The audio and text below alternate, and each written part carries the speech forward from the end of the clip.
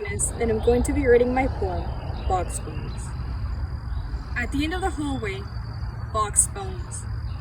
They have been hidden at the museum for a week. To everyone but me, their existence is unknown. Missing posters at the door, someone taken from their homes. A blonde girl around my age they seek. At the end of the hallway, box bones. Some women taking pictures of an exhibit of Davy Jones. The museum's prehistoric exhibition contains an air of mystique. To everyone but me, their existence is unknown. I walk towards my office to examine fossils and stones. Blonde girl? Don't ask me. I don't know. I won't speak. At the end of the hallway, box bones. Bones? About them only I know. At the end of the hallway, from the resting place they peek. To everyone but me, their existence is unknown. Human bones, white as snow. Oh, poor girl, my sweet Monique. At the end of the hallway, my box bones. To everyone but me, their existence is unknown. Hi everyone, I'm Draven, and I was very lucky to have 3 pieces selected into the Rhapsodist this year. I really appreciate being recognized for my passion. It means a lot to me because writing is so important to me. It feels like life opens up before me, and I'm harmonizing with a greater purpose while I'm writing. I used to stick pretty stringently to concrete format, and I'm just trying to find a voice in a more consistent voice in pre-verse. And so to have 3 pieces selected was pretty special to me. I believe my strengths are probably alliteration and visceral imagery. So I'd like to share one of the 3 pieces with you. Here it is. The title is a little cliche, but I hope you'll find the writing more entertaining. So here it is. Muse. Her gaze is the liberation of confession, cauterized by bouquets. She crawls out of the spaces to surf wavelengths, insisting on Epiphany's dance of esoteric rhythms, embracing scented grass stains while simultaneously savoring Indian burns with molten veins, that frenzied galactic neurons lounging languidly upon vision-lit delight. Electron fireworks floating within limbo hiccup content on the rich intoxication of sharing interconnections lessons while tracing fractoid maps, hinting the location of whispered steps, sultrily gasping through rude streaks of steam, dangling the kingdom's keys blindly before the mirrored mysteries, behind, yet behind, and then behind, the spinning extremes revealing giggling springs silhouetted by pristine clearings to tap tendencies and shake the lapels of sauntering carbon bags who breathes routine. Hi, this is Leah Goodman, and this is my poem Nostalgia for the Rhapsodist. At the store, trying to decide which brand of bread to get, the blank paper inside me became splashed with ink for the first time in a long time. When an old song came on, my mind flashed back to the young smiles making up for what they lacked in teeth with true happiness. I could feel the wind high-fiving me as we drove through the city with the song ringing in our ears and taste lollipops and helium from party balloons when we danced our way through each birthday. I could see kids watching colors shoot up among the stars in the sky on the 4th of July, and feel my mom's hand rubbing my back when my head felt like it was going to explode. And standing there, looking at bread, I was trying to figure out when the song began to represent the way our smiles lost their reality as our teeth grew back in to fill the gaps, as we started to blast it to mask the sadness of growing up. When lollipops, colorful stars, and back rubs were replaced by ibuprofen and blank beige walls. how the song had become a distant noise from the next aisle over in a grocery store, and how happiness had become distant memories. Nostalgia is a funny thing, because I left the store with color in my eyes, but an unbearable emptiness inside, as my hands began reaching back for something impossible to grasp. Hi, my name is Eric Mollering, and I'm the faculty mentor for the Rhapsodist Journal. I'll be reading a poem today for another submitter, Eric Jorgensen, and this poem is titled Halite. A night without common symmetry. Tracing lines in pillows, they lay comfortably in self-made valleys. Each arm and ankle separate. A night without spilled salt, reflecting heaven's geometry. They walked swiftly in the street's haloed light, all toes and tissue combined. A night without controlled breathing. Echoes lining the sheets.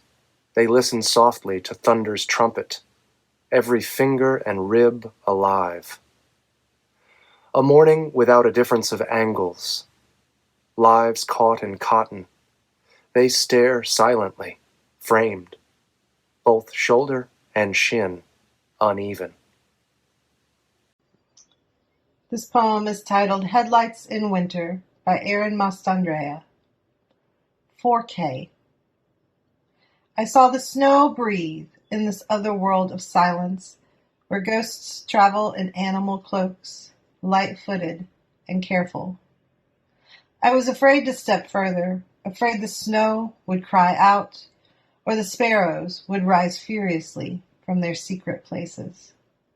Tired farmhouses, their lights dimming, and memory, like weathered bone, can crack to pieces, like ornaments in wind. My best advisor. In 1977, my father Lou was 70 years old. I was 24. Most of my life, I remembered him having to be on crutches to walk anywhere. He had bilateral hip osteoarthritis, and by that time had already had 2 total hip replacements and was going to have another in his future. A combination of very intense athletic activity and injuries in his youth and a World War II explosion injury had damaged his hips, and he would spend the rest of his life on those crutches. Hi, I'm David Rueda, the author of the short story, The Rose. I'm an adjunct instructor of math and English, and I've been teaching at AB Tech for the past nearly 15 years, which is a long time. I write novels, copies of some of my novels, including the last one, The Wall, you can find at the school library, and I am told at the bookstore. The Rose is the first short story I write in many years, and I wrote it specifically for the Rhapsodist. I'm not going to read you the story because it's for 2 reasons. It's too long, and 2, you get more out of it by reading it on your own. But I will tell you about it. Simply said, The Rose is based on a conversation between 2 college students discussing their future. Simply said, it's like the tip of the iceberg. That story is very layered, and during the conversation, the 2 students touch on topics such as love, love lost, pain, social distinctions, sports, even mathematics and English, and definitely reality. The